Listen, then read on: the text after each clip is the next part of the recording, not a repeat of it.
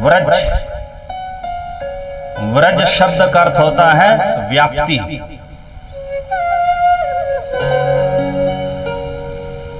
तो ये जो प्रसिद्ध वचन है इसके अनुसार व्यापनाद व्रज उच्यते, जो व्यापक है उसे व्रज कहते हैं। जो व्यापक है उसे व्रज कहते हैं। यहां व्यापक का अर्थ है सर्वव्यापक। देखिए, एक होता व्याप्य और एक होता व्यापक। जैसे ही पंडाल है, इस पंडाल के भीतर जो जो भी है, चाहे मनुष्य है चाहे यंत्र है, कुछ भी है, ये सब है व्याप्य और ये पंडाल है व्यापक। तो व्यापक के भीतर व्याप्य स्थित रहता है। तो व्यापक का अर्थ हुआ सर्वव्यापक, जो सब जिसके भीतर है, अर्थात विभू। व्यापनाद व्रज उच्यते, व्यापक को व्रज कहते हैं, अर्थात सर्वव्यापक को व्रज कहते हैं। अब सर्वव्यापक कौन है, आगे बता रहे हैं शांडिल्य जी। गुणातीतम परम ब्रह्म व्यापकम व्रज उच्यते, सदानंदम परम ज्योतिर मुक्तानाम पदम व्ययम। गुणातीतम परम ब्रह्म। देखिए, समस्त वेद शास्त्र पुराणों में जो परम ब्रह्म शब्द का प्रयोग हुआ है वो परम सत्ता परमेश्वर भगवान श्री कृष्ण के लिए हुआ है। तो गुणातीतम, तो जो परम ब्रह्म परमेश्वर है वो गुणातीत है। अब गुण का अर्थ मतलब क्या है, यहां पर क्वालिटीज के बारे में नहीं कहा गया, विशेषताओं के बारे में नहीं कहा गया। गुण का अर्थ है त्रिगुण, सत रज तम, सतोगुण रजोगुण तमोगुण, ये तीन माया के गुण हैं। ये बंधन का कारण है, यही अज्ञानता का अविद्या का कारण है, यही जन्म मरण का कारण है, तीन गुण। तो गुणातीतम परम ब्रह्म, तो जो परम ब्रह्म है वो त्रिगुणातीत है, तीन गुणों से परे है। व्यापकम, और वो सर्वव्यापक है। परम ब्रह्म सर्वव्यापक है, इसलिए व्रज उच्यते, इसलिए परम ब्रह्म को व्रज कहते हैं। तो परम ब्रह्म परमेश्वर का जो नाम है वो व्रज है, व्रज।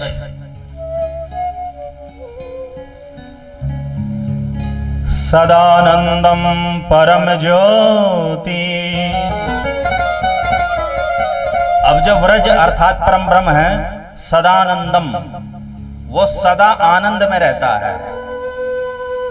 कष्ट या शोक दुख आदि उसके निकट नहीं पहुंच सकते। जैसे सूर्य के निकट अंधेरा नहीं पहुंच सकता, कोहरा नहीं पहुंच सकता, बादल भी नहीं पहुंच सकता, दूर दूर ही रहते हैं। तो उसी प्रकार परम ब्रह्म के निकट जो है दुख नहीं पहुंच सकता, अज्ञान नहीं पहुंच सकता, माया नहीं पहुंच सकती, वो सदा आनंद में रहता है। परम ज्योति, वो जो परम ब्रह्म परमेश्वर है वो दिव्य ज्योति का स्रोत है, ब्रह्म ज्योति का स्रोत है। जैसे सूरज में से धूप निकलती रहती है, वैसे परम ब्रह्म में से ब्रह्म ज्योति निकलती रहती है। तो ये जो परम ब्रह्म है, जैसे ये परम ब्रह्म त्रिगुणातीत है, सच्चिदानंद स्वरूप है, वैसे ही परम ब्रह्म का जो धाम है, परम ब्रह्म का जो धाम है, परम धाम है, वो परम धाम भी सर्वव्यापक है, त्रिगुणातीत है। एक तो परम ब्रह्म कौन है, श्री कृष्ण। तो श्री कृष्ण जैसे सर्वव्यापक हैं, वैसे ही श्री कृष्ण का परम धाम भी सर्वव्यापक है। इस बात की पुष्टि विश्व गुरु श्री जीव गोस्वामी पाद जी ने कृष्ण संदर्भ में तर्क और तथ्यों के आधार पर की है कि जो श्री कृष्ण का गोलोक धाम है वो सर्वव्यापक है, परम विभू है। यद्यपि वो सीमित प्रतीत होता है किंतु वो सर्वव्यापक है। जैसे श्री कृष्ण सीमित होते हुए भी सर्वव्यापक है, वैसे श्री कृष्ण का परम धाम यद्यपि श्री कृष्ण का निवास है, तो श्री कृष्ण तो है ही सर्वव्यापक, तो सर्वव्यापक श्री कृष्ण सर्वव्यापक परम धाम में विराजते हैं। तो परम धाम यद्यपि त्रिगुणातीत है, भौतिक जगत से परे है, किंतु वो परम धाम श्री कृष्ण की तरह ही सर्वव्यापक है, सब कुछ उनके भीतर है, वो परम विराट है। मुक्तानाम पदम वव्यम, मुक्तानाम जो मुक्त जीव हैं, जो इस संसार में भक्ति करके जन्म मरण के चक्र से मुक्त हो जाते हैं, और विशेषतः जो रागानुगा भक्ति करके उस परम धाम गोलोक वृंदावन में चले जाते हैं, उन्हें मुक्ता नाम यहां कहा गया। मुक्ता नाम तो मुक्त जीवों का साधन सिद्ध, रागानुगा भक्ति, रागानुगा साधन भक्ति में सिद्ध होने वाले जो भक्त हैं, वो उस अव्यय पद अर्थात अविनाशी परम धाम गोलोक वृंदावन को प्राप्त होते हैं, जिसका नाम व्रज भी है। श्री चैतन्य चरितामृत में भी श्री चैतन्य महाप्रभु ने गोलोक वृंदावन का नाम व्रजलोक कहा है। व्रजलोक, श्वेत द्वीपलोक, व्रजलोक, गोलोक और वृंदावन, ये चार श्री कृष्ण के परम धाम के मुख्य नाम हैं। तो जैसे श्री कृष्ण सर्वव्यापक है, अब कोई के सर्वव्यापक कैसे हैं, वो तो एक नराकृति में है, उनको तो यशोदा मैया गोद में भर लेती थी, वो तो सीमित हैं, तो सर्वव्यापक कैसे हैं? तो भगवान श्री कृष्ण में एक विशेषता है, एक गुण है, कौन सा? विरुद्ध धर्माश्रयता, परस्पर विरोधी धर्मों का समावेश है श्री कृष्ण में। वो सीमित होते हुए भी असीम है और असीम होते हुए भी सीमित दिखते हैं। ऐसे ही भगवान का जो परम धाम है वो भले ही सीमित प्रतीत हो वैकुंठ आदि लोकों की तरह, किंतु वो असीम है। और वही गोलोक वृंदावन, वही व्रजलोक दो रूपों में नित्य विराजमान हैं।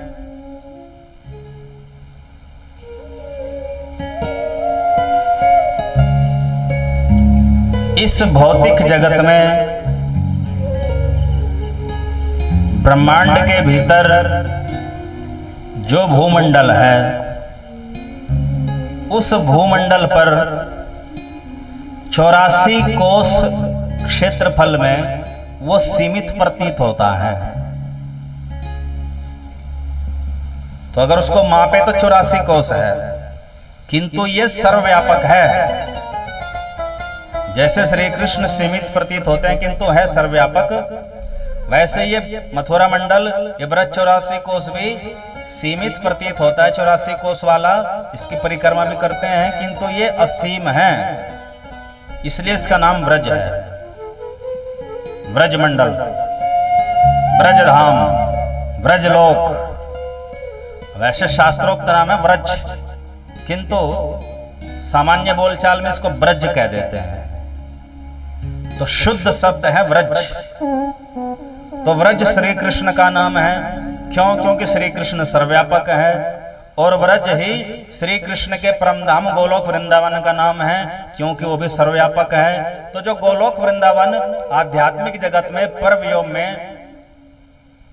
अनंत विराट रूप में विराजमान है, वो इस भूलोक पर 84 कोस में सीमित प्रतीत होता है वही। तो इस ब्रजमंडल में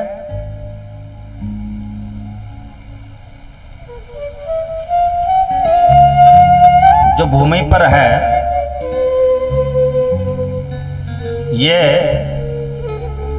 अप्रकट प्रकाश और प्रकट प्रकाश दो रूपों में अभिव्यक्त होता है। कृष्ण संदर्भ के अनुसार एक को कहते हैं अप्रकट प्रकाश और दूसरे को प्रकट प्रकाश। यहां प्रकाश का मतलब लाइट से नहीं है, प्राकट्य से है। तो जिस समय भगवान श्री कृष्ण नहीं होते उस समय ये गोलोक वृंदावन यहाँ पर है, ब्रजमंडल जो यहाँ पर है वो छिपा हुआ, सच्चिदानंद भूमि वो छिपी हुई है, वो अप्रकट प्रकाश है। और जब श्री कृष्ण अवतरित होते हैं तो प्रकट हो जाती है, उसे प्रकट प्रकाश कहते हैं। और गोलोक वृंदावन भी अप्रकट प्रकाश है क्योंकि वो इधर वाले देख नहीं सकते।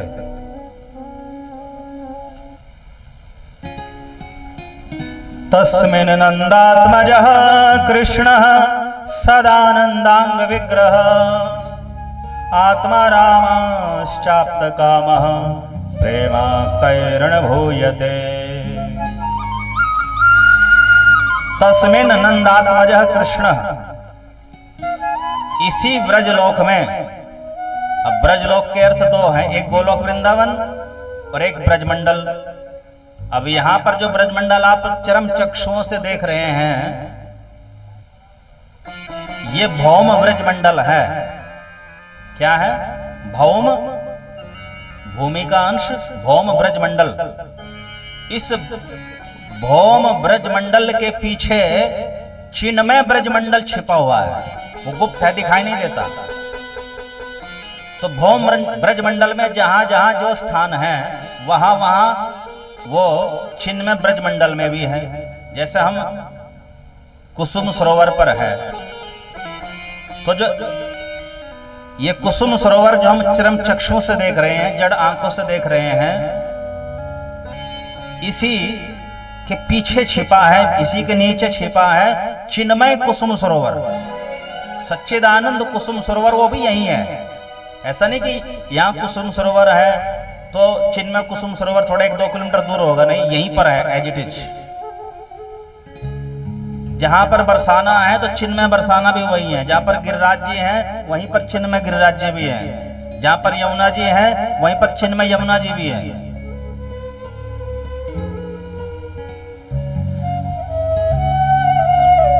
तो जब श्री कृष्ण अवतरित होते हैं उस समय वो जो सच्चिदानंदमय ब्रज है इस भौम ब्रज के साथ तदाकार हो जाता है। ये भौम ब्रज सच्चिदानंद ब्रज के साथ तदाकार हो जाता है। अब तदाकार कैसे होते हैं? जैसे अग्नि है, अग्नि, और दूसरा है लोहा। तो लोहा और अग्नि तो दोनों अलग अलग हैं, किंतु लोहे को अग्नि के संपर्क में रख दो तो लोहा अग्नि के जैसा हो जाता है, तदाकार हो जाता है। जैसा अग्नि है, जैसा अग्नि का गुण स्वभाव है वैसा लोहे का बन जाता है। इसे तदाकारता या तद्रूपता कहते हैं। तो ऐसे ही जब श्री कृष्ण अवतरित होते हैं तो चिन्मय ब्रज और भौम ब्रज ये दोनों एक दूसरे के निकट संपर्क में आ जाते हैं, तो भौम ब्रज भी चिन्मय ब्रज जैसा हो जाता है। और अब श्री कृष्ण अदृश्य हो गए, नित्य लीला में चले गए, परम धाम चले गए, तो चिन्मय ब्रज और भौम ब्रज दोनों अलग अलग हो गए, किंतु है दोनों एक ही जगह पर। तो जो भौम ब्रज है, इस भौम ब्रज का संपर्क क्योंकि चिन्मय ब्रज से रहा हुआ है, इसलिए इसमें चिन्मय ब्रज का आवेश रहता है, चिन्मय ब्रज के गुण इसमें भी रहते हैं। इसलिए ब्रज भले ही भूमि का टुकड़ा है किंतु उसमें वो सब दिव्यता है भक्ति के लिए आवश्यक जो चिन्मय ब्रज में भी है, इसलिए इसको उससे भिन्न नहीं मानना चाहिए। तस्मिन् नंदात्मजः कृष्ण, नंदात्मजः, नंद के पुत्र जो श्री कृष्ण है, नंद नंदन जो श्री कृष्ण है, वो इसी व्रज में रहते हैं। अब समझिए, व्रज में रहते हैं का तात्पर्य गोलोक वृंदावन में रहते हैं। जो गोलोक वृंदावन में यहां भी है, यहां भी रहते हैं। और फिर जो भौम व्रज है वो उनकी यादगार हो गया, उनकी स्मृति हो गई कि यहाँ लीला करते थे, किंतु उसी स्थान पर वो चिन्मय रूप से भी करते हैं।